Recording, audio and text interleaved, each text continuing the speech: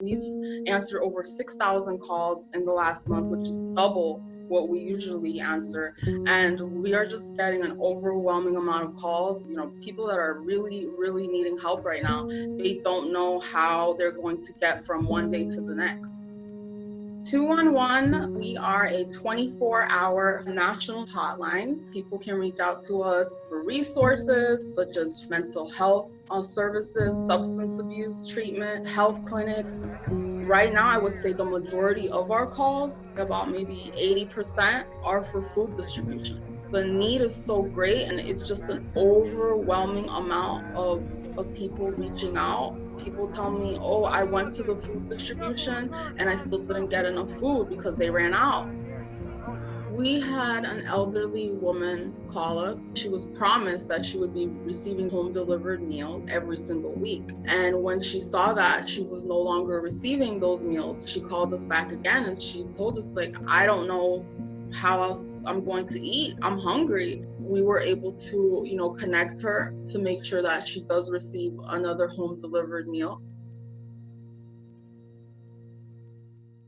We've been getting a lot of calls from people that are in emotional distress. Even though evictions have been suspended, there's still landlords that are demanding rent. People are calling us and asking us, what do we do? We know that the evictions are suspended, but my landlord told me if I don't pay, they're gonna throw me out.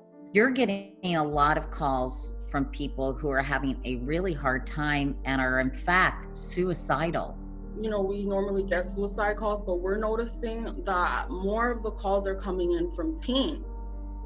Some of them have plans already. They've thought about maybe overdosing on pills. It's difficult because they are in the house with the parents every single day. And sometimes it's the parents that are the ones that are really, causing them to feel this way based on how they're speaking with the child or abuse. And that's where we come up with a safety plan. What can you do to try to keep yourself safe? What can you do if you are feeling suicidal? What are some next steps you can take? We do have to report abuse, and there are a lot of times we do have to dispatch police.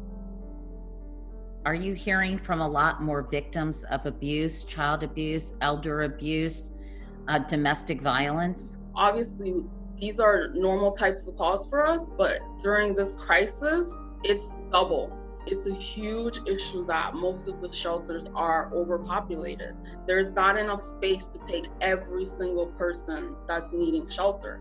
Homelessness is a huge issue in Miami. If you drive around downtown, you will see people sleeping on the sidewalks. You'll see people in tents. Imagine someone calling that's in a domestic violence situation and knowing that if they can't get into a shelter, that they may be homeless.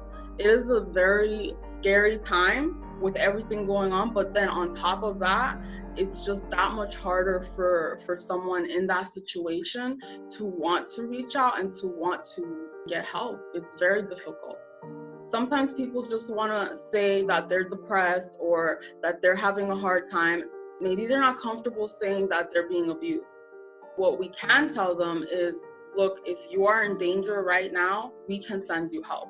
We really just want to guide them, support them, and be there, just be a listening ear. This situation is just getting worse and worse, and it's going to take a lot of time for people to be able to get back on their feet. So we're thinking that these types of calls are going to go on for the next 3 to 6 months. When you go home at night, you must be absolutely exhausted, Cora.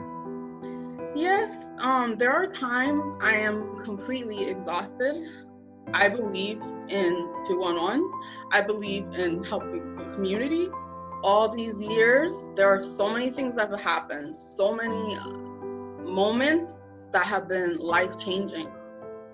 The best part is to know you're making a difference.